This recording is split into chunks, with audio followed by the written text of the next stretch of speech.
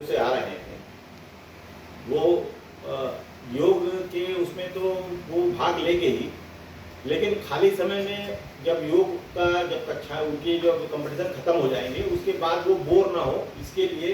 वो ज़्यादा हमने अपने स्कूल में जो विद्यार्थी हैं उनके द्वारा एक सांस्कृतिक कार्यक्रम समय समय पर जैसे जैसे ही उनको खाली समय मिलता है तो उसको मतलब उनके मनोरंजन के हिसाब से हमने एक कार्यक्रम रखा हुआ है जो कि समय समय पे हमारे बच्चों के द्वारा प्रस्तुति दिया जाएगा। एक हमने ऐसी व्यवस्था रखी है कि कोई भी आए तो उसको किसी भी प्रकार का कोई भी उनको असुविधा ना हो और